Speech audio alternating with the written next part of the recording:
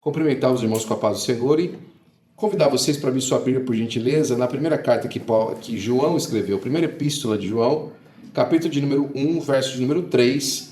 Se você quiser acompanhar, eu mandei aí no WhatsApp dos irmãos, no grupo da igreja, o estudo de hoje. Você pode acompanhar lá todo o assunto que a gente vai falar, para você poder também ter o subsídio teológico que nós vamos conversar um pouquinho nessa noite. A gente está hoje no segundo estudo sobre uma vida relevante, não é?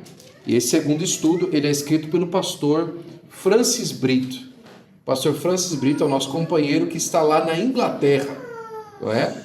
O pastor Francis está lá na Inglaterra, ele é o coordenador dos trabalhos ali naquele país e está lá há 15 anos.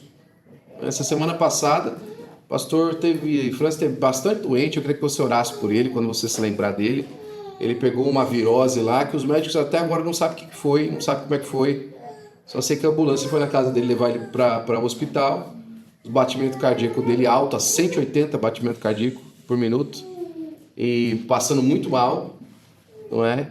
E os médicos lá medicaram ele, colocaram um monte de antibiótico para ele e tal, e fizeram os exames, não tem nada. Meu Deus. Não é? A gente sabe, irmão, que o homem de Deus, quando se coloca na brecha, não é? Muitas vezes ele é atacado e às vezes nem sabe de onde veio o ataque, mas está sendo atacado, não é? Glória a Deus. Ele é a pessoa que escreveu o estudo de hoje e o versículo que nós vamos ler e usar como base está aqui na segunda parte, na parte B. E o que vimos e ouvimos, isso vos anunciamos para que também tenhais comunhão conosco. E a nossa comunhão é com o Pai e com o seu Filho, Jesus Cristo. Nesse mês de janeiro você percebeu que a gente está debruçando em cima do tema da comunhão, não é? Na semana passada a gente falou um pouquinho sobre comunhão com Deus e agora a gente vai destrinchar nas próximas 3 semanas a comunhão com cada uma das pessoas da Trindade. Vai ser bastante interessante, bastante bonito, não é? E hoje nós vamos nos debruçar na nossa comunhão com Jesus, né? A Escritura nos ensina que agradar a Deus não começa no que fazemos para Ele, mas em andarmos com Ele. Irmão, Deus não se impressiona com coisa que você faz. Deus não olha assim, uau, olha como Ele dá comida para os pobres. Deus não se impressiona com isso. Olha como ele ajuda os velhinhos. Ele não se impressiona com isso. Olha como Ele vai para a igreja. Deus não se impressiona com isso. Deus se impressiona o quanto você tem dele na sua vida e o quanto você quer dele para você. A diferença na vida do crente, o que faz realmente diferença, é o tanto de comunhão com Deus que ele tem. Agora, é óbvio, quem tem comunhão com Deus, faz as obras que Deus faz. Você pode fazer as obras que Deus faz sem ter comunhão com Ele. Você lembra quando Jesus estava falando, naqueles dias, muitos virão para mim dizendo assim, Senhor, Senhor, em Teu nome nós expulsamos demônio, em Teu nome nós curamos os enfermos, não é? E aí o que Jesus vai falar? Apartai-vos de mim, vós que praticais a iniquidade, porque nunca vos conheci. Olha que interessante. Jesus não está negando as obras que eles fizeram. Jesus não está falando para ele, olha, vocês nunca expulsaram demônio. Jesus não falou isso. Vocês nunca curaram enfermo. Também não falou isso. Ele falou que apesar de fazer isso, eles não tinham o quê? Comunhão, eles não eram conhecidos de Deus. E não conheciam a Deus. Pelas obras más que eles faziam.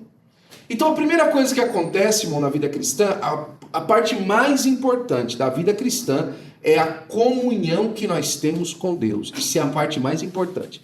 Qualquer outra coisa na vida cristã vem depois. A primeira coisa é a comunhão, não é? Hoje, ao estudarmos sobre a comunhão com Jesus, não falaremos apenas em conhecer Jesus, mas em viver com Jesus. Existe uma diferença entre saber quem Ele é e permanecer nele. Não é? No Brasil, a gente tem uma expressão que é muito engraçada, né? Você conhece fulano de tal? Não conheço, mas sei quem é. Não é? A gente usa essa expressão, não conheço ele, mas sei quem é. Essa expressão faz todo sentido hoje. Tem muita gente que sabe quem é Jesus, mas não conhece quem ele é.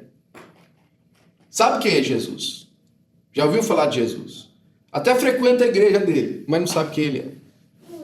Por quê? Porque a manifestação na vida não aponta para Jesus. Eu gosto dessa expressão que alguém disse uma vez, eu copiei ela e fiquei comigo, não é?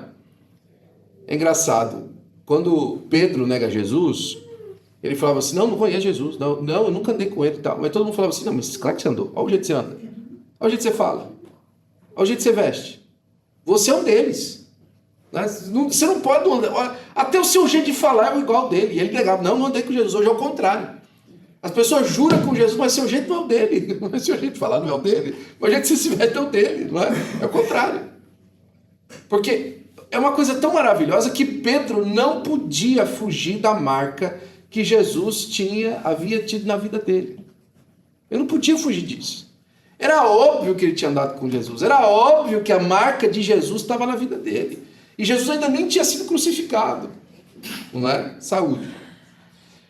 Existe uma diferença entre servi-lo à distância e caminhar ao seu lado.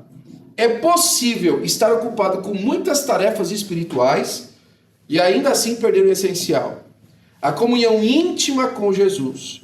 Por isso essa palavra nos convida a revisar prioridades e focos e escolhas. Obrigado, meu amigo. Ao tratar desse tema, consideremos 3 fundamentos que sustentam a comunhão com Cristo. Então vamos lá. Primeiro, a graça que nos alcançou, a fé pela qual vivemos e a identidade que recebemos do Senhor, que seguem acompanhados de um elemento indispensável, a vida devocional diária como uma atitude contínua que desenvolve, preserva e aprofunda essa comunhão. E aqui na vida devocional eu gosto muito de fazer menção do nosso casamento, somente nós que somos casados já tem um tempinho, não é? Bom, quantos casais, com o passar do tempo, deixam de ter relacionamentos básicos com o cônjuge? Eu não estou falando nem na intimidade, que é um relacionamento básico com o cônjuge. Eu estou falando, por exemplo, de dar um beijinho, não é? Dar um abraço, não é verdade? De perguntar se está tudo bem. Com o passar do tempo, se a gente não toma cuidado, não é? A gente deixa de ser próximo da pessoa que a gente está casado. Quantos casais, por exemplo, não terminam o seu relacionamento depois que os filhos vão embora? Por quê? Porque a motivação já tinha transformado os filhos, eles deixaram de cuidar um do outro. Não é? Da mesma forma, e é interessante que quando você olha para a palavra de Deus, Paulo compara, o próprio Jesus compara, o próprio João compara, do relacionamento de Jesus com uma noiva, a igreja. E ele chama justamente a nós temos um relacionamento de noivo e noiva. O problema é o seguinte, principalmente na nossa cultura latina, toda vez que a gente fala de casamento e fala de intimidade, a coisa começa a ficar de chocarrice, ficar de graça. Mas quando a gente olha para a palavra de Deus, eles tratam esse assunto da intimidade de maneira muito séria. Porque antes de um ato físico, é um ato espiritual, é um ato da alma com a outra pessoa. E é justamente a essa consciência que a palavra de Deus nos chama a viver com Cristo, intimamente ligados na nossa alma para com Ele, em nome de Jesus. O nosso objetivo ao final desse estudo, então, é muito claro. Desejamos sair com o coração mais rendido a Cristo, uma vida devocional mais firme e escolhas mais alinhadas com a presença de Jesus em nós. Então, ele vai falar um pouquinho aqui de koinonia na primeira parte, conectando-se ao tema, né, na segunda página. E você vai entender que koinonia não significa simplesmente estar junto, mas é uma participação ativa, é compartilhar a vida, não é? É associação íntima e vínculo relacional contínuo, ou seja, ter comunhão não é simplesmente estar no mesmo lugar junto, é compartilhar o sentimento do lugar, é compartilhar a expressão do lugar, o caminho do lugar. Por exemplo, você percebe que todos os domingos aqui na igreja, quando nós começamos o culto, o convite que nós fazemos para os irmãos, olha, nós viemos aqui oferecer um culto à pessoa do Senhor Jesus Cristo. Ele nos salvou da cruz do Calvário quando derramou o seu sangue por nós. Nós, de uma maneira insistente, usando palavras diferentes, expressões diferentes, trazemos à igreja a mesma consciência. Por quê? Porque a nossa comunhão como um corpo mora nisso, no motivo pelo qual nós viemos, no motivo pelo qual nós estamos juntos. Onde é que isso quebra na comunhão? Porque, por exemplo, não é? Algumas pessoas vêm para a igreja, não é? Graças a Deus aqui ninguém faz isso, não é? Algumas pessoas vêm na igreja às vezes com a consciência de fazer um network. Algumas pessoas vêm na igreja aqui para poder conhecer alguém, ou para poder, sei lá, estou muito sozinho, não é? Guilt as charged. Eu Eu, quando voltei para a igreja, eu não voltei para a igreja porque eu queria Jesus. Eu voltei para ver se tinha gente da minha idade na igreja. Foi por isso que eu voltei para a igreja. Até um dia que, em oração, Deus renovou a minha vida, não é? Me trouxe de volta para o caminho, e aí sim, eu tomei rumo na vida. Mas a gente precisa de entender que dentro de todo mundo na igreja está no mesmo espírito, na mesma comunhão. E o convite do Senhor Jesus não é para atividade espiritual, mas para comunhão com Ele. Para comunhão uns com os outros. Para andar no caminho do Senhor. Isso é importante para nós. Que a gente trace essa linha na nossa mente e entender que o mais importante da nosso relacionamento com Deus é Deus para se relacionar. Não é? Tudo que Deus dá, irmãos, é menor do fato que a gente tem Ele. Tudo que Deus provê, todas as bênçãos de Deus, as provisões de Deus, as manifestações de Deus, elas são menores do fato mais importante, a pessoa de Deus. Essa é a coisa mais maravilhosa da igreja. Estar em comunhão com Deus é estar participando do próprio Deus, não é? A comunhão, então, não é mera proximidade espiritual, mas participação real na vida de Cristo. E aí a gente vai ver alguns fundamentos dessa comunhão agora. E aqui é onde eu queria gastar um pouquinho mais de tempo com você no dia de hoje, não é? A primeira coisa que a gente tem que entender é que nós fomos alcançados pela graça. Isso é fundamental sobre a nossa comunhão. E o que isso significa dizer, não é? É que nós não merecíamos Jesus. Simples. Nós não alcançamos a fé em Jesus por merecimento, não é? Ninguém aqui, irmão, é digno da graça. A palavra graça, que significa charis no grego, significa favor imerecido. Essa é a etimologia de graça. Favor imerecido. Você e eu não merecíamos. Mas Deus, porque é gracioso, decidiu nos amar, decidiu nos salvar. Não é? Porque é um Deus cheio de graça. É um Deus que vem além. Então é o seguinte, você pode ter comunhão com Deus, não porque você é uma pessoa muito espiritual e muito gente boa, não. É porque Deus te chamou para ter comunhão com Ele. Não é? Lá em Jeremias, capítulo 31, versículo 3, se eu não me engano, está escrito assim: com amor eterno te amei, e por isso com benignidade te atraí. Deus nos amou desde a eternidade. É por isso que o convite do Senhor para nós é benigno. É para nos fazer bem. Não é? Para nos querer bem. Essa é a maior, irmãos, essa é a maior expressão de amor que existe no mundo. Não é? Deus nos atrai na sua graça para nos fazer bem. Deus quer te fazer bem. Não é? Antes de você querer qualquer coisa a respeito de Deus, Deus quis te fazer bem. Você sabe, quando Deus te atrai, isso aqui é importante para a gente começar a falar de graça. Deus não está olhando o seu trabalho na obra, não é? Ele não está olhando o seu potencial. É claro que tudo isso vai entrar. Ele está olhando você primeiro. Ele quer você, não é? Deus não quer as coisas que você faz. Deus quer a pessoa que você é. Não é verdade? Quando Ananias falou para Jesus assim: Jesus, eu não vou lá não, porque esse tal de Paulo aí, ele é perseguidor dos crentes. Já matou um monte de crente. Aí Jesus falou assim para Ananias: pois ele é para mim um vaso escolhido. Eu escolhi ele, eu quis ele. Eu não olhei porque ele fez. Eu não estou olhando para as atividades de Paulo. Eu estou olhando que eu quero Paulo. Eu quero Paulo. E eu vou alcançar Paulo. Eu já alcancei Paulo. Paulo é meu. Não é? E transforma a vida do apóstolo Paulo. Esse ponto é fundamental, porque sem compreensão correta da graça, a comunhão se degenera em religião. Quando a graça é esquecida, a vida cristã passa a ser medida por desempenho, comparação e culpa. Não é? Paulo afirma que toda a vida cristã, do início ao fim, é sustentada pela graça. Não apenas fomos salvos por ela, continuamos vivendo debaixo da graça. Não é? A graça continua sendo o foco principal da nossa vida.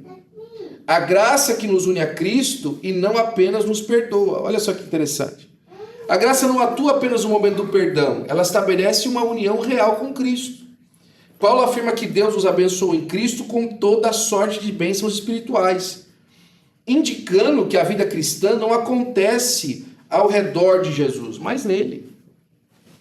A nossa caminhada com Jesus não acontece na nossa aproximação com Jesus. Acontece na nossa vida em Jesus. É. Uma das coisas que mais destrói casamento, irmãos, são objetivos diferentes. É verdade, não é? Quando ele quer uma coisa e ela quer outra. Não é verdade?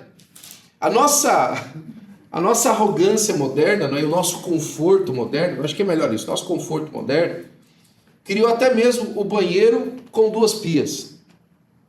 Esse é o ápice da nossa vaidade. A pia dela e a pia dele. Porque um não quer esperar o outro. Os dois têm uma vida muito ocupada. Os dois acordam ao mesmo tempo. Os dois precisam de ter o seu espaço para fazer as coisas. Porque um não pode esperar pelo outro. Não existe a prioridade de um participar da vida do outro e das ocupações do outro, não. Não é? Ah, pastor, o senhor... Não, na minha casa tem 2 lá, a pia, e tem a pia dela e a minha pia. Tá tudo certo. O que eu estou te explicando é como a vida moderna nos desvia das realidades de que a gente, sem perceber, vai ficando cada vez mais independente um do outro. E o objetivo nosso é nos tornar cada vez homens e mulheres mais independentes da nossa comunidade e, por consequência, independentes de Deus. Mas na comunhão, na graça que nos sustenta, a nossa vida não é ao redor do schedule de Jesus. A nossa vida é em Jesus. A nossa vida é nele. Deixa eu explicar um negócio aqui bem controverso para você, mas eu prometo que eu vou ajeitar no final disso aqui, tá? Você sabe por que as mulheres começaram a votar? Por que emanciparam as mulheres? É simples. Ok? Antigamente, o único que votava era o homem. Por quê? Porque ele votava pela sua família. Era o voto da família. Ele votava pelos interesses da sua casa. O que aconteceu? O homem deixou de cuidar dos interesses da sua casa. Ele começou a se promover só o seu nome. Promover só quem ele era. Ele não trazia consigo uma família. Ele trazia consigo o seu interesse egocêntrico. As mulheres cada vez foram deixadas mais de lado dentro de casa. Foram circunscritas a um empregatício doméstico. E logo a rebeldia subiu ao coração. Por quê? Porque ela não se via mais representada no seu esposo. Começou o embate. Ele podia ter meretriz, ele podia ter outras mulheres, ele algumas vezes até tinha 2 famílias. E ela cada vez mais ficava abandonada com os filhos, sem nenhuma participação real no sucesso e na vida social do esposo.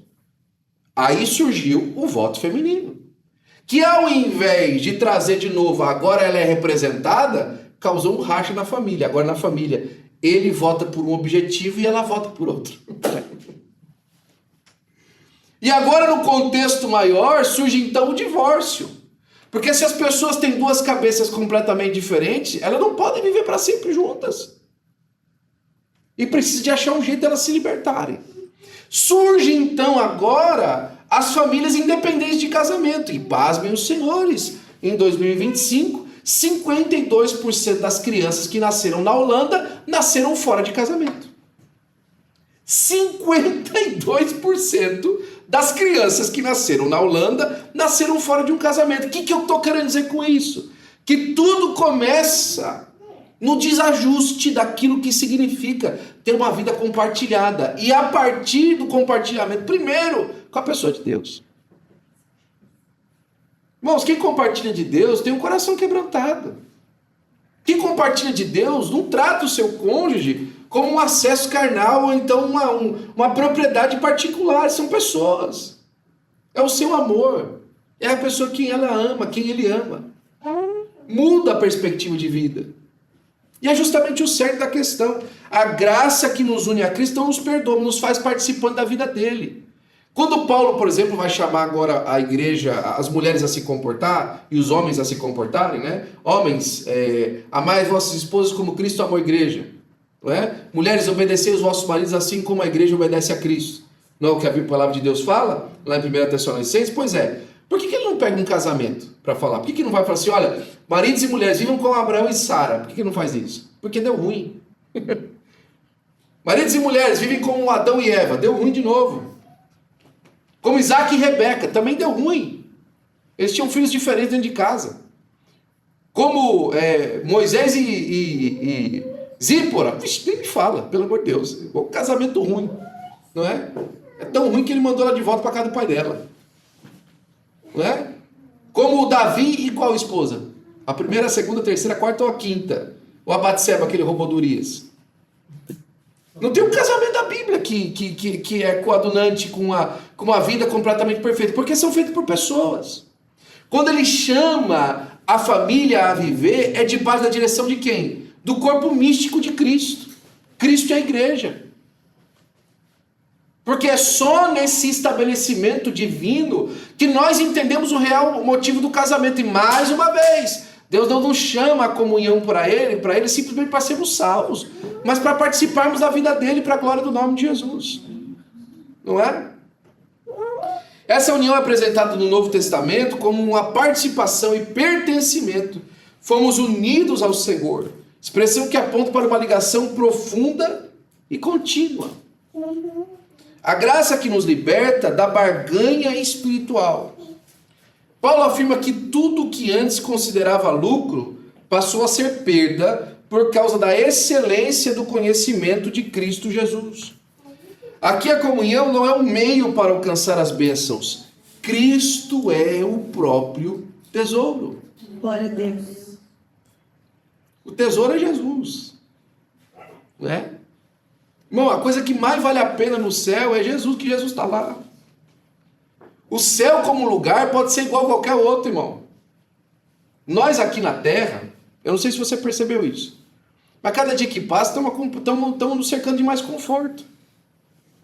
Fala para a Rua de Ouro e Muro de Cristal para o Jeff Bezos. Não significa nada, irmão. Ele não vai se impressionar com isso. Não, pastor, que é isso? É Rua de... Não, ele não vai se impressionar com a descrição de uma cidade de ouro. Ele consegue fazer uma casinha de ouro se ele quiser. Tem dinheiro para isso. Fala para as mansões celestiais para o Elon Musk. Não é? O presidente da República pintou as paredes de ouro da Casa Branca todinha. Irmão, a melhor coisa do céu não são essas coisas. É que Deus está lá. A melhor coisa do céu é a presença de Deus. Essa é a melhor coisa que existe no céu. Só existe ausência de choro, ausência de morte, não é? Ausência de tristeza porque Jesus está lá. É Ele que tira. Ele que fala assim, vou limpar do seu rosto toda lágrima. É Ele que diz. Se Ele não estivesse lá para dizer, quem ia limpar nossas lágrimas? O que é? O conforto é limpar nossas lágrimas? Não é? Porque quando a gente chega no conforto, a gente lembra quem nos fez mal no passado. Se fulano de tal tivesse aqui, ia me ver aqui na bênção, né? Quem me viu passar na prova e não me ajudou, quando me vê na bênção vai se arrepender, né? Não é? Quem limpa do nosso rosto a lágrima é Jesus, é a presença dele. A presença dele fala assim, olha, custe o que custar, valeu a pena estar com o Senhor. Não é? Valeu a pena estar aqui. Valeu a pena não conquistar o céu, mas ser conquistado por Cristo, para a glória do nome de Jesus. Paulo afirma que tudo que antes considerava lucro passou a ser perda por causa da excelência do conhecimento de Jesus, não é? A graça nos chama de volta ao essencial. Não buscamos Jesus pelo que Ele pode nos dar, mas porque fomos alcançados por Ele. Quando isso acontece, o serviço deixa de ser peso e a comunhão deixa de ser interesseira, tornando-se expressão de amor, gratidão e entrega total. Quando a gente muda, irmãos, essa perspectiva, quando a gente muda esse acesso, a nossa maneira de se aproximar de Deus é diferente. Você não pede mais as coisas. Você fala assim, eu quero estar onde o Senhor está. Tem a música do Dom Moen que a gente traduziu para o português, que a gente gostava muito. Né? Eu só quero estar onde estás, cada dia em sua presença. O que interessa é estar onde Jesus está. Onde é que Jesus está? Eu estou lá. Eu não venho mais para o culto porque eu preciso bater o cartão espiritual. Não, eu quero estar onde Jesus está. Onde os irmãos vão estar lá adorando Jesus, não é? Eu tenho 3 filhos. Os meus 2 mais velhos têm uma personalidade em alguns lugares antagônica. Um é diferente, bastante diferente do outro, não é? A Sara é assim. O que tem para mim? O que eu vou ganhar? O que eu vou alcançar? Né? O que vocês vão me dar por isso aí? Não é? Ela é mocinha. Não é? O meu menino não. Quem é que vai estar? Quem vai comigo? Nós vamos estar com quem lá? Quem importa é quem é. Tanto que quando a gente recebia visita em casa lá na Flórida, quando a gente estava com jovens casais, não é? A Sara era o seguinte, já comeu, deu hora de dormir. Tchau, pessoal, vou dormir. Quando ela deitava, ela dormia e tal. O Noah não. O Noah ficava acordado até a última formiga sair de casa. Né? Ficava, formiga, tudo bem, tá bom. A hora que a formiga saía, aí ele se entregava pro sono. Porque enquanto tinha gente, ele estava acordado. Não é? Tem gente que vem para a igreja de novo. Cadê? Quem que é o profeta que vai pregar hoje? Quem vai me entregar alguma coisa? Mas tem gente que vem e fala assim, Jesus, eu vim aqui porque o Senhor está aqui. Eu vim aqui para prestar um culto para o Senhor. Eu vim aqui porque eu quero estar onde o Senhor está. Eu quero ouvir o que o Senhor tem para dizer. Eu quero falar umas coisas para o Senhor também. Eu tenho umas coisas para dizer para o Senhor. Não é? Eu tenho para dizer para o Senhor que eu te amo, que o Senhor é maravilhoso, que o Senhor é tudo para mim, não é? Que o Senhor é a melhor pessoa que eu conheço. O Senhor é muito bom, Jesus. Eu estou aqui para te dizer um monte de coisa boa que o Senhor tem feito na minha vida, não é? Eu estou aqui para louvar o Senhor, para cantar os hinos, para fazer memória das coisas que o Senhor fez, não é? E é isso que move a igreja. A graça nos chama à presença antes do serviço. Olha que interessante isso aqui. No episódio de Marta e Maria, lá em Lucas 10, 38 ao 42... Jesus não reprova o servir, mas reordena as prioridades do coração. Então é o seguinte, eu não estou dizendo que é errado servir na igreja. Pelo contrário, não é? Nosso pastor costuma dizer que na igreja tem um monte de gente sem fazer nada, mas não tem ninguém que não tem alguma coisa para fazer.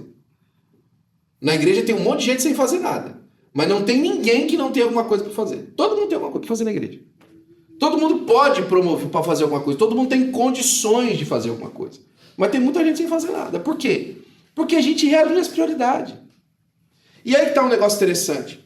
A Marta está lá ocupada em fazer alguma coisa para Jesus. Jesus nunca andava sozinho, não é? Ele andava com mais 12, e ainda mais o pessoal que apoiava. Então, pelo menos toda vez que ele estava em algum lugar, era 13. Já pensou? 13 pessoas chegando na sua casa para comer? Misericórdia, não é? Aí tá lá os 13 andando, os 13 chegando junto lá. Aí tá lá, chegando os 13 juntos tal, e vamos lá, e aí a Marta, como era boa anfitriã, falou, chegou aí, precisamos de comer, né? E começou a caçar um monte de coisa. E Jesus conversando com os discípulos, dando aula para os discípulos, falando com eles e tal, e ensinando. E a irmã dela, Maria, ficou lá aos pés de Jesus, ouvindo Jesus falar também. Ela queria ouvir o que Jesus tinha para dizer, não é? E Marta devia estar passando lá, e passava com a panela, e olhou a primeira vez, e passa com a segunda. Será que ninguém está vendo que eu estou carregando coisa pesada aqui? Será que ninguém se importa que eu estou fazendo isso aqui? Tem muita gente que na igreja acaba ficando chateada porque outra pessoa não está fazendo, sabia?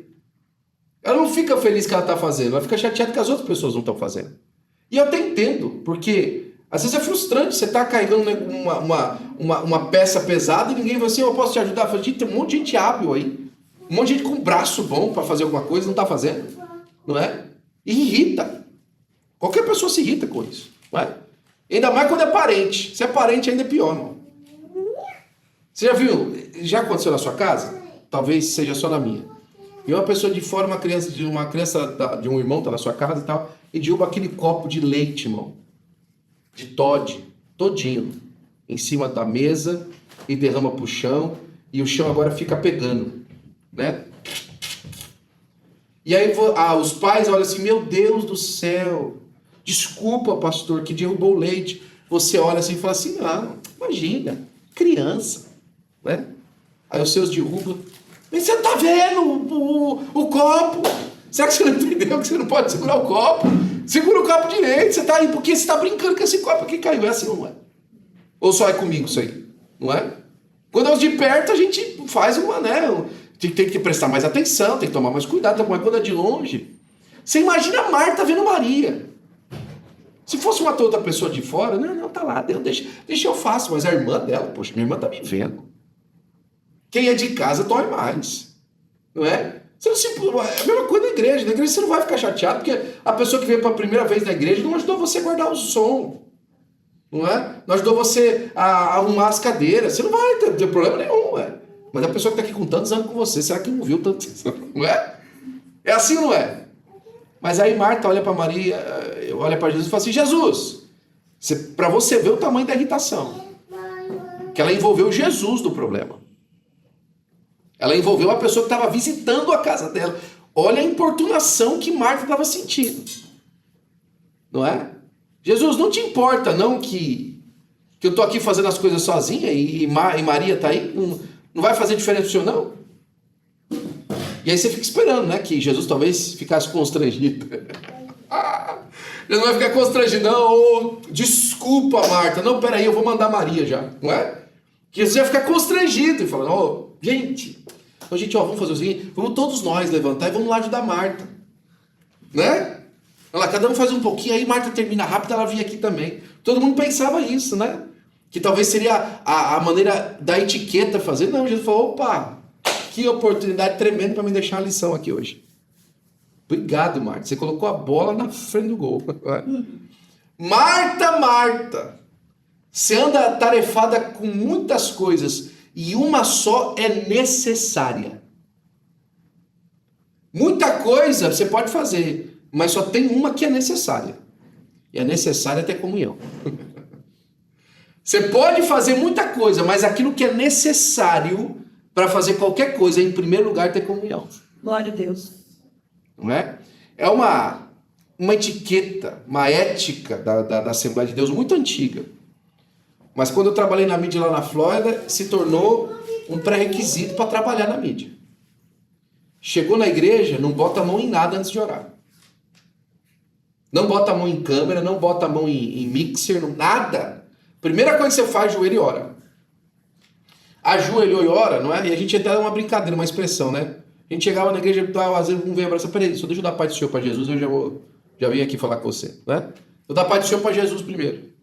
A gente não chega para o irmão e fala assim, paz do Senhor, irmão, paz do Senhor, paz do Senhor, vai dar paz do Senhor para Jesus primeiro. Vai falar com quem de direito primeiro, depois você fala com todo mundo. Quando você chega em um lugar, a primeira pessoa que você fala é a pessoa mais importante naquele lugar. Não é? Não é a que a etiqueta fala? Não é a que a etiqueta diz? Não é a ética correta do nosso convívio social? É chegar em algum lugar e cumprimentar a pessoa mais importante que está naquele local? Aí depois você cumprimenta as demais pessoas? Principalmente se é o anfitrião da festa, não é? Ou então a pessoa que é o convidado de honra, não é? Não é assim que a gente faz? Não é essa maneira polida de fazer? Pois é. Então, quando você chegar na igreja, a primeira coisa que você faz é dar paz do Senhor para Jesus. Não é? Era isso que Jesus estava ensinando. Marta estava ocupada, correndo para um monte de lugar e tal, esqueceu que Jesus não tinha vindo lá para comer só. Ele, em primeiro lugar, que veio lá para ter comunhão. Ele, em primeiro lugar, veio lá para estar com aqueles irmãos que estavam ali para a glória do nome de Jesus, não é? Esse texto ensina que é possível amar a Jesus, recebê-lo em casa e ainda assim estar distraído dele. Jesus estava dentro de casa e o pessoal estava distraído. Não sabia, não tinha percebido o que tinha acontecido lá, né? A graça confronta essa inversão, a nos lembrar que a comunhão não nasce do muito fazer, mas do permanecer aos pés do Senhor. Antes de qualquer serviço cristão legítimo, existe um chamado à escuta, à atenção e à presença. Quando o serviço não flui da comunhão, ele gera ansiedade, comparação e peso espiritual. Quando ele surge da comunhão, irmão, você não importa se tem alguém fazendo com você, se não tem alguém fazendo com você, o que importa é o que você está fazendo. Agora, quando ele não surge da comunhão, ele gera ansiedade, não é? Ele gera comparação. Eu já vi tanto isso, irmão, na igreja, comparação. Porque o fulano faz isso aqui melhor, o outro fulano faz aquilo melhor. Irmão, eu nunca chego para os meus filhos e comparo o desenho da Sara com o desenho do Noah. Cada um está numa fase diferente da vida. Não é? Eu não comparo as notas da escola da Sara com as notas da escola do Noah. Cada um está num grade diferente. Não é? O que me interessa? Em primeiro lugar, saber que eu, como pai, tenho comunhão com os três e vejo os três como iguais, apesar de completamente diferentes. Inclusive, tratá-los de maneira igual, entendendo a sua diferença. Porque tratar igual não é tratar do mesmo jeito. Tratar igual é com a mesma relevância e dando oportunidade para ser diferente um do outro. Quando a Bíblia fala que Deus não faz acepção de pessoas, não significa que ele trata todo mundo igual. É que ele trata todo mundo com a importância que ele tem na sua individualidade. Ele conhece cada um indivíduo. Não é que Deus coloca um braço e fala, não, todo mundo tem que estar aqui nesse nível aqui, não. Não fazer acepção de pessoas é justamente entender que cada pessoa é diferente da outra. Por isso que o convite à comunhão é diferente. Porque uma coisa que me irrita, não irrita você. Uma coisa que te irrita, não irrita a mim. E Deus entende. E Ele sabe cuidar da gente. Por isso o convite à comunhão, até para nós sermos tratados daquilo que nos irrita no trabalho que a gente já é chamado para fazer para Deus. E ter uma comunhão sincera com Ele. Então olha só que interessante isso aqui que o pastor Francis escreve. A igreja saudável é aquela que serve muito, mas serve a partir da presença e comunhão, e não em substituição delas. Ela serve muito, ela quer trabalhar muito, mas ela trabalha a partir da presença. Ela não se conforma a servir sem a presença.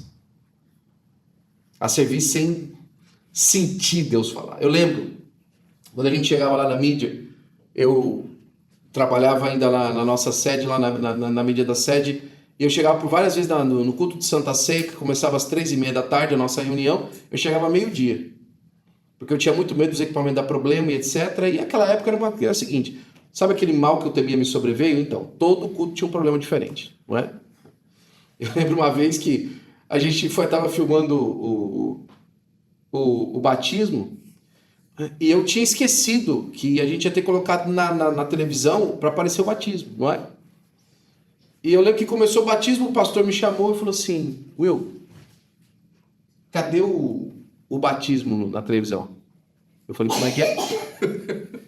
Oi? O batismo na televisão, não vai aparecer o batismo na televisão?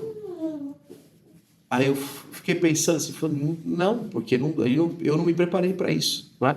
Eu errei e não me preparei para isso. Aí ele estava no microfone, ele colocou o microfone de volta. O irmão Will já vai colocar aqui na televisão para vocês. Aí fui eu, corre. E corria para um lado, falei, como é que eu vou fazer isso? Me deu um branco, como é que eu ia fazer aquilo? Eu não tinha capa para fazer, eu não sabia o que fazer. Aí veio um pastor e me cutucou assim, por que você não coloca a transmissão da internet lá na telão? Vai estar com delay, mas pelo menos você consegue colocar. Falei, santo homem de Deus. Foi aí o jeito que eu resumi, não é? Então eu lembro que sempre era ainda mais eu estava aprendendo a fazer um serviço, era um serviço de muita tensão, de muita pressão. Mas eu me lembrava de fazer uma coisa. Todas as vezes que eu chegava na igreja, a igreja ainda estava escura, eu nem acendia a luz. A primeira coisa que eu fazia, eu vinha dar paz do Senhor para Jesus. E ali, irmão, quando eu me ajoelhava, eu sentia a presença de Deus. Glória a Deus. Deus me abençoava, eu falava até em língua, irmão, sozinho dentro da igreja. Glória a Deus. Tinha ninguém, as cadeiras tudo vazias, a igreja escura. E parecia que eu estava num culto de congresso dentro da igreja. Sentindo profundamente a presença de Deus. E muitas vezes o meu culto era aquilo ali. Eu servia depois, a partir daquela presença. Porque o resto era pesado, era profundo, era difícil de fazer. Não é? Mas eu estava confortado. Por quê? Porque eu tinha passado tempo com Deus. Glória a Deus. Eu tinha sentido a presença de Deus. O serviço fluía da presença. Glória a Deus. Não é? E aí você conseguia passar. E o fato de entender isso é que muitas pessoas passaram pelo lugar que eu passei. E muitas fracassaram no meio do caminho porque esqueceu a presença. Não é? Outras também venceram porque se lembraram da presença. Quem esqueceu a presença não aguentou. Porque não dá para você conseguir fazer as coisas para Deus sem Deus. Não é? Você se cansa. A graça nos colocou em Cristo e a fé nos mantém em Cristo. É por isso que a fé, nós vivemos por ela, não é? Gálatas 2:20 diz assim, o viver agora que tenho na carne, vivo pela fé no Filho de Deus. Na palavra do Senhor, fé não é sentimento momentâneo, mas postura relacional. A fé, ela nos faz permanecer firmes no propósito que nós combinamos.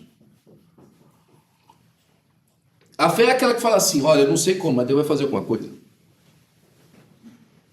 Eu sei porque Deus me disse. Eu creio no que Deus me falou. A fé faz você enxergar coisa que não está ali. Por isso que quando a carta aos Hebreus fala assim, é o firme fundamento das coisas que não se veem e a prova das coisas que não se veem, o firme fundamento das coisas que se esperam. Não é? Você quer uma coisa mais firme num prédio que o fundamento?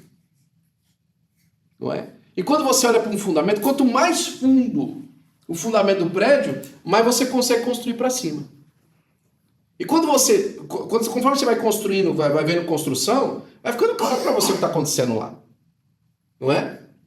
Você vê aquele pessoal e tal. Eu lembro quando eu vi alguns prédios começarem a ser construídos na Paulista, quando a gente trabalhava lá em São Paulo. E uma coisa interessante é que quanto mais prédio, mais alto era o prédio, mais fundo eles cavavam. E aí você passava do lado lá, às vezes dava para você ver pelo não é o andaime, é o tapume, né? Você olhava lá, aquele buracão lá, buraco enorme para dentro. Eu falei assim, cara, o que os caras vão fazer aqui? Vão fazer um túnel? Não, vão construir um prédio de 50 andares. Só que é o seguinte, para você que não conhece da construção, aquilo é um buraco. Para o engenheiro, é um grande prédio. Para você que não conhece aquilo ali, olha, estão estragando aqui a avenida. Para quem idealizou, é um prédio enorme. Quando você pela fé enxerga a visão do engenheiro, que é o Senhor nosso Deus, você fala o seguinte, olha, eu não estou vendo pronto, mas eu confio na planta. Uhum. O pastor Itamar, ele é arquiteto, não é? E uma vez ele explicou isso pra gente, e isso ficou gravado na minha mente. Um prédio não se constrói de baixo para cima. Um prédio se constrói de cima para baixo. Mas como assim? Os cálculos para você construir um prédio, ele é feito de cima para baixo. Qual que é a pressão que o último andar, junto com todos os outros, dá na estrutura? Depois do cálculo feito, é que se começa a colocar alguma coisa. A fé é isso. A fé, ela crê que quando terminar de colocar o último andar, a base vai sustentar. Por isso que hoje, quando ela olha para o buraco, ela fala assim, vai ser alto esse prédio. E é isso que nos sustenta na fé com Jesus. Você fala assim, o tanto que Jesus está cavando poços para mim, olha, isso aqui vai ser extraordinário. O tanto que eu desci, o tanto que eu me humilhei, o tanto que eu fui humilhado, o tanto que eu fui pesado e pisoteado, meu Deus, Deus vai construir um prédio muito bonito para a glória do nome dele aqui, não é? E ele é humilde. A fé nos faz humildes. Porque a fé fala assim para a gente, eu só sou um pedreiro. Eu sou um pequeno pedreiro. Como é que eu vou ter condição de fazer um negócio desse aqui? Ele confia em quem fez a planta, porque ele é um pequeno pedreiro. Para a glória do nome do Senhor. Ué.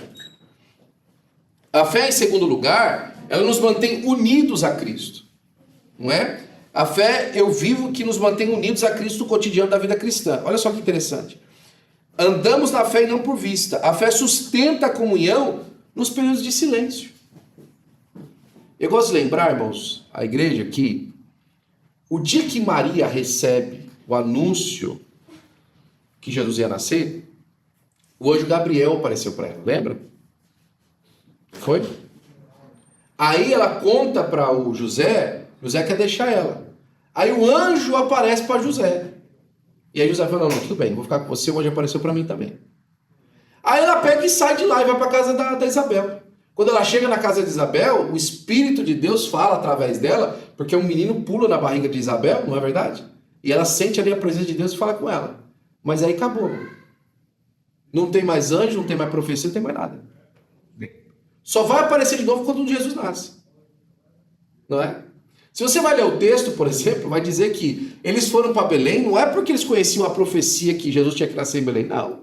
É porque fizeram um censo e eles foram obrigados a ir para lá. Não é? Não veio um anjo ajudar José a puxar o jumento com Maria em cima com 9 meses de grávida. Já parou para pensar nisso? Já pensou uma mulher, irmão, lá no Oriente Médio, em cima de um jumento, indo de Nazaré para Belém, e o negócio pulando, o jumento pulando, e a costela entrando na barriga aqui, assim, já pensou que confortável que devia ser? Só que ela foi obrigada a ir para lá. Não é? Quando chega lá, a cidade está cheia. Não tem lugar para lugar nenhum. E você acha que eles olharam para aquilo e falaram assim, não, isso aqui é uma benção, porque nós estamos vendo, não, fé, irmão. Fé de crer que Deus estava fazendo alguma coisa, que Deus estava ajudando em alguma coisa. É quando não está visível é que a fé aparece. Abraão, irmão, quando teve fé, ele não teve fé porque ele era um homem vigoroso, jovem, não é? E a mulher dele era novinha. Não. Ele teve fé porque Deus chamou ele para ser uma grande nação quando ele tinha 75 anos de idade. E eu já falei isso para você outras vezes. Quando você olha para o chamamento de nós, você fala assim, meu Deus do céu. Isso aqui é construir uma grande nação. Por que o senhor não consegue com um casal jovem, não é? Uma família que já é conhecida por ter muitos filhos, não é? Um cara que é um grande reprodutor. O senhor chama a família de jovem, acabaram de casar, chama eles. Não. Chama um velho de 75 anos, com a mulher velha também. Não é? E fala assim, eu vou fazer de vocês uma grande nação. Eu já falei isso para você. Se eu visse aqui na igreja, um profeta chegar para um casal aqui, idoso da igreja, e falar assim, olha, vocês dois, hein, ó, vocês vão ser uma grande nação. No final do culto eu tinha chamado o rapaz lá e falou, meu amigo, pelo amor de Deus, né? Vai fazer isso com... Vai ficar manipulando a emoção das pessoas? Você tá doido? Falar que eles vão ser pai numa idade dessa, meu amigo? Foi isso que Deus fez com Abraão. Você vai ser pai de uma grande nação. Que jeito, irmão? Que jeito? Só que lá no versículo 17 do capítulo 4 de Romanos, diz assim, que Abraão, em esperança, creu contra a esperança, que Deus faria um pai de uma grande nação. E ele falou assim, que ele creu nisso, mesmo vendo o seu corpo mortificado e da sua esposa. Ele olhou e falou assim, não, Sara tá velha, eu também, mas Deus falou. Isso é fé, irmão. Não é? Não, eu não estou alienado. Eu não estou dizendo assim, não, eu estou... Não estou alienado. Eu sei que a situação é completamente contrária. Mas Deus falou, acabou. Quem disse foi Deus. E se Deus disse, meu amigo, passa o que quiser, mas vai acontecer do jeito que Deus falou. Se Deus disse, é verdade, irmão. É por isso que Paulo fala na mesma passagem, seja Deus verdadeiro e todo homem mentiroso. Ele fala assim, por acaso a incredulidade do homem aniquilaria a fidelidade de Deus? De maneira nenhuma. Seja Deus verdadeiro e todo homem mentiroso, acabou. Pode ser, irmão, provado pela física. Se Deus falou, eu não sei como é que fazer, mas a física vai ser contrariada, infelizmente. Não é? Você está duvidando da física? Não, eu estou crendo que a física diz isso. Eu só estou falando para você que a física vai ser contrariada. Não, ela vai ter que explicar depois. Depois você me explica como é que 3 homens que foram jogados numa sarça de fogo ardente, que até os caras que jogaram lá queimaram, eles não queimaram, só queimou as cordas que era do cara que jogou. Só isso. Como é que isso aconteceu? Eu vou saber como é que isso aconteceu? Eu sei que aconteceu. Não é? E tá lá. Tá provado que aconteceu. Como é que um homem que foi torturado, crucificado, ressuscitou o 3º dia? Meu amigo, olha, pelo que eu já vi nos manuais de biologia, isso é impossível. Agora, isso é um fato histórico e você não pode negar que isso aconteceu. Isso é fé, irmão. Não é? Ela não é ignorante. Ela não é sem contato com a realidade. Ela é acima da realidade. Ela é a realidade do céu. É uma realidade superior. A fé faz isso. A fé você fala assim, esquece. Esquece a sua percepção. Esquece o que você acha. Deus vai fazer. Não é? A fé vence as distrações e as circunstâncias. Eu falei para vocês na semana passada. O irmão chegou pro pastor dele e falou, pastor, olha, os irmãos mais animados da igreja, o médico me diagnosticou com câncer. Mas é o seguinte, pastor, isso aí é uma coisa passageira e tal, não tem nada, meu irmão. Pastor, você vai fazer só um tratamentozinho lá no posto de saúde lá, uma coisa lá que eu vou ter que fazer, mas vai ser bom, pelo menos eu consigo ir lá no hospital evangelizar. Meu amigo, que tratamentozinho é esse? Quimioterapia? É isso aí. Só diz que vai cair o cabelo e tal, mas não tem problema não. Meu amigo, pelo amor de Deus, isso é grave, rapaz. Não, pastor. Jesus falou que não vai me levar, não. Se eu fosse morrer, Jesus ia me falar que ia me levar, mas não vai me levar, não. O pastor foi visitar ele lá, na quimioterapia, né? Chegou lá no quarto dele, meu pastor, que bênção que o senhor chegou, que maravilha. Pastor, já passei no 215, preguei o evangelho e aceitou Jesus. No 214, no 220, o cara do 230 é difícil, viu, pastor? Mas o senhor está daqui, passa lá de ato, entrega para o profeta, eu sei que vai se converter. O que está aqui hoje cedo, tá no bico do corvo, mas está salvo, porque aceitou Jesus hoje de manhã. Pastor, que bênção esse câncer, pastor. Já pensou, se eu não tivesse câncer, eu não ia poder estar aqui evangelizando essa pessoa. A fé nos livra das distrações, das circunstâncias. Sabe o que aconteceu com o irmão? Terminou o tratamento, voltou para a igreja, estava lá servindo a Deus e tal. Quando o pastor perguntava para a esposa dele, falou assim, o fulano? Ih, pastor, tá ruim. Não vai aguentar não, né? Sabe o que aconteceu? A esposa morreu. E o homem ainda viveu mais 10 anos. Servindo a Deus na igreja. A fé nos livra das distrações, irmão. Ela nos livra disso aí. Outra coisa extraordinária sobre a fé, quando a pessoa também vai passar para o Senhor. Né? Nosso pastor tinha um irmão lá na igreja que era se eu não me engano, era o João que Pula. Eu acho que era o João que Pula. Que o pastor conta. Ou então o outro da Bíblia lá, do Aleluia. Né? Esse irmão, uma família grande e tal, o irmão tinha bastante assim, agitado e tal, né?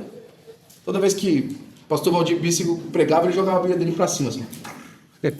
Um dia, irmão João que Pula, um dia teve aniversário do pastor, ele trouxe uma ovelha de presente pro pastor, uma ovelha viva. Ele trouxe pelo meio do Belém, assim, pro meio da igreja e tal, e deu de presente pro pastor. O pastor tem ovelha, então é uma ovelha de presente pro pastor no dia do aniversário dele. Né? Aqueles irmãos, sabe, bem simples, assim, bem... Ele ficou doente. E Jesus falou para ele, você vai morrer. Vou te levar. Ele pegou, reuniu os filhos dele. Tá? Foi até o culto. Falou, meu pastor, andando, normal, sem problema nenhum. Meu pastor, eu vim aqui me despedir do senhor. Meu amigo, não, pastor. Jesus falou que vai me levar. Eu vim aqui dar um abraço ao senhor, tomar ceia com o senhor, porque Jesus essa semana vai me levar, pastor. Estou avisando o senhor e tal, vai ser essa semana e tal. Eu vim aqui só pegar a bênção do senhor e tal, e estou embarcando com Jesus essa semana. Ô, meu amigo, tá? Deus te abençoe e tal. Naquela semana, com os filhos em volta, Jesus levou ele. A fé, irmão, nos livra das circunstâncias. Ah, não, porque vai pegar, porque vai morrer. A fé, irmão, ela fala assim, Deus está no controle. Eu estou com Jesus. Eu estou em Jesus. Não é que Deus está comigo e vai me proteger. Não, eu estou em Jesus. Eu estou protegido.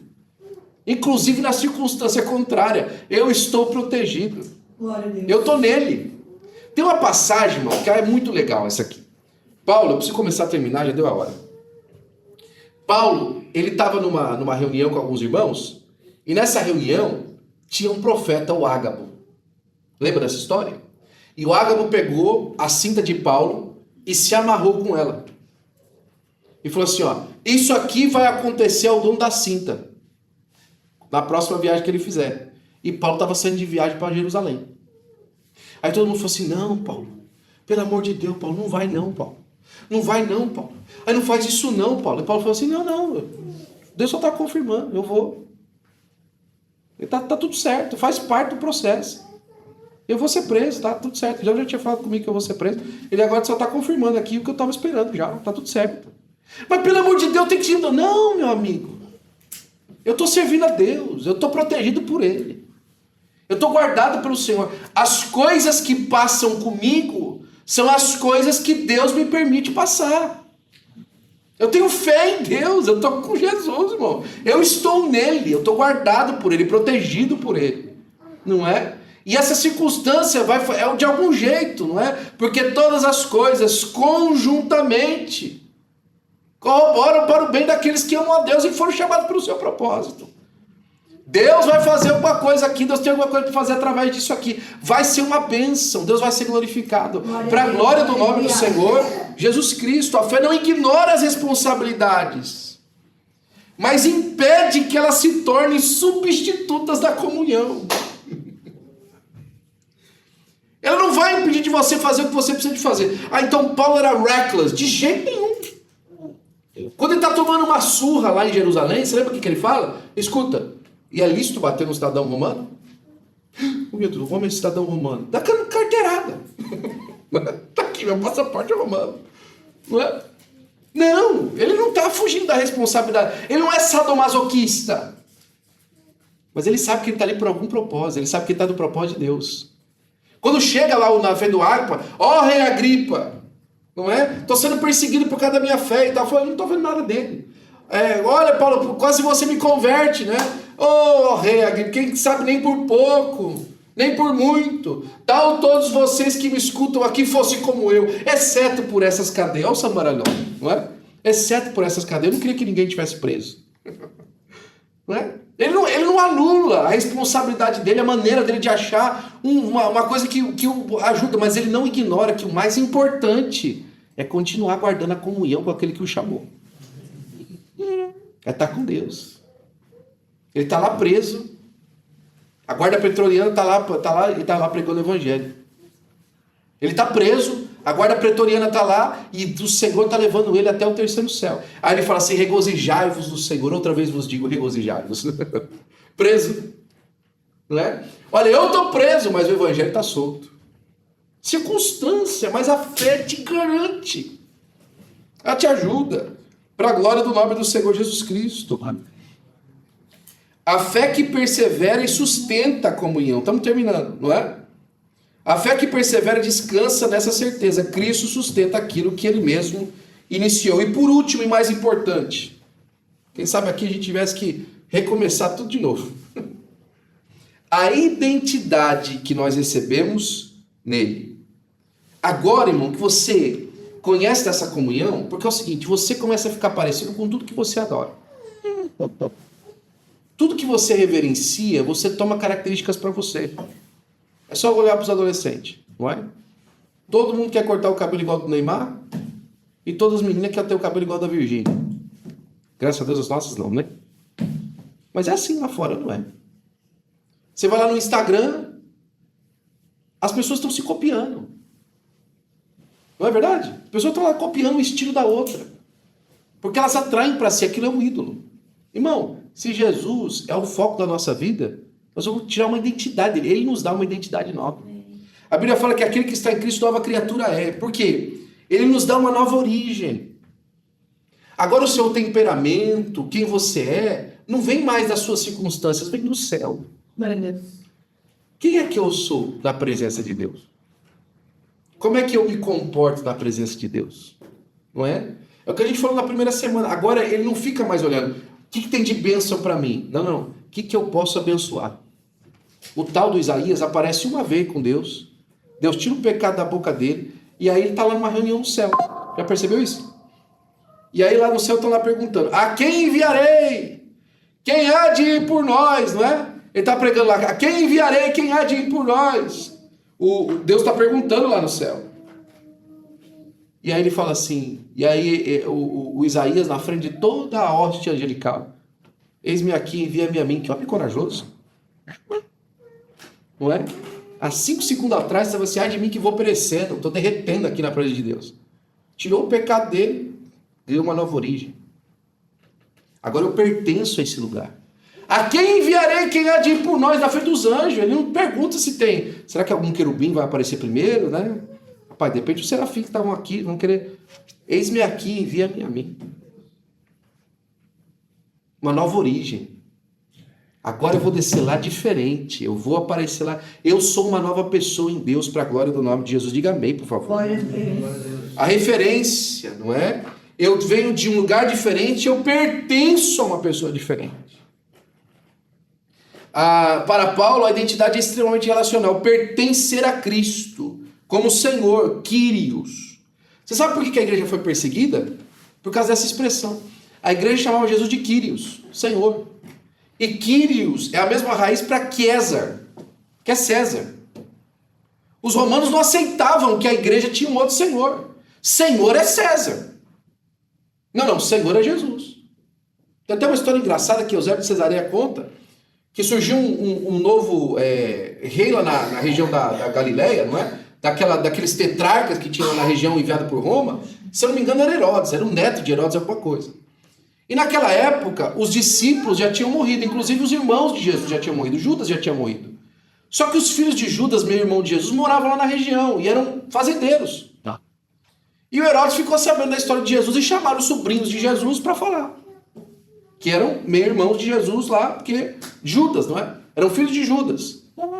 Não Judas Iscariotes, Judas irmão de Jesus. E chamaram os meninos para conversar. Escuta, que esse negócio de seu tio voltar aí? Como é que essa história que seu tio vai voltar e que ele vai reinar? Como é que é e tal, isso aí, né? Por quê? Porque existia aquela expectação pela volta de Jesus já naqueles dias. E a história vai contar isso pra gente. E aí o sobrinho de Jesus conta: não, peraí, não é assim, se você for do lado dele, aqui ó, Isaías diz que as nações da terra vão se congregar para estar diante dele. Fica tranquilo, eu vou dar uma boa palavra para Jesus a respeito de você. Tá? Eusébio de Cesareia conta essa história na história da igreja. Engraçado. Mas a expectativa, irmãos, e a expectação é justamente essa, que nós temos a referência que nós não pertencemos mais a esse reino da terra, irmão. Quem manda na sua vida e quem controla a sua vida não é o Donald Trump, não é o Lula, não é o Bolsonaro, não é as grandes nações da Europa, é o Senhor nosso Deus. Ele é o Senhor. O seu passaporte é vermelho, irmão.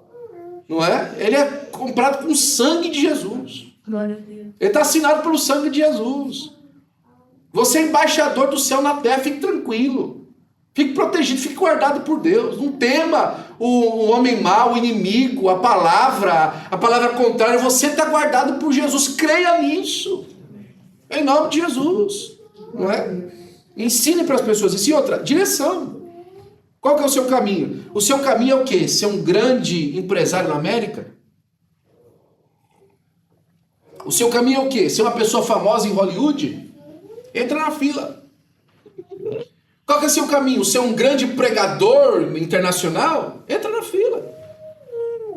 Qual que é o seu destino, o seu caminho? O meu destino é a vida eterna e morar com Jesus. Esse é o meu destino.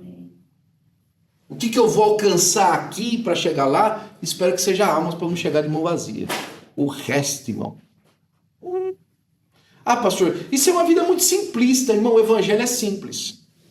Eu estou dizendo que no caminho, eu não vou querer coisa boa para mim e para minha família? Claro. Diz que os homens sendo maus sabem dar boas árvores para os seus filhos. Eu quero. Quero que meus filhos tenham o melhor, vivam do melhor. Claro que eu quero. Só que o objetivo é chegar no céu. Eu não vou trocar isso pelo céu. Eu não vou trocar isso pela comunhão com Deus. Eu não troco a América pelo céu, irmão. Não troco. Não troco o Brasil pelo céu. Não troco as dignidades humanas pelo nome no livro da vida. É melhor ir para o céu. É melhor estar com Jesus para a glória do nome do Senhor. Diga amém, amém, por favor. Amém. Não é? A identidade que nasce da comunhão e do pertencimento de Cristo.